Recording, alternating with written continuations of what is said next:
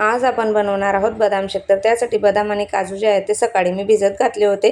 गॅसवर अर्धा लिटर दूध संध्याकाळी मी तापवायला ठेवलं आणि बदामाची साल काढून घेतली। काजू आणि बदाम मिक्सरमध्ये बारीक पेस्ट तयार करून घेतली। तापवलेल्या दुधामध्ये ती पेस्ट टाकलेली आहे आणि अर्धी वाटी साखर घातलेली आहे। व्यवस्थित छान मिक्स करून घेतलेलं आहे आणि आता एका वाटीमध्ये कस्टर्ड पावडर घेतलेलं आहे, त्याच्यामध्ये दूध घातलं, व्यवस्थित असं मिक्स करून घेतलं आणि आता आपलं जे दूध तापलेलं होतं, आता कस्टर्ड पावडर आणि दूध घालून जे मिक्स करून घेतलेलं होतं ते मिश्रण याच्यामध्ये घातलेलं आहे। आता व्यवस्थित असं मिक्स करत राहायचं आहे चमच्याने। छान घट्ट झालं की गॅस बंद करायचा। मिश्रण थंड होण्यासाठी साईडला काढून घेतलं।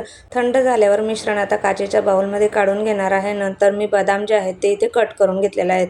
कट केलेले बदाम आणि मनुका याच्यामध्ये घालणार आहे आणि फ्रीजमध्ये हे मिश्रण 4 ते 5 तासासाठी थंड होण्यासाठी ठेवून दिलेलं आहे।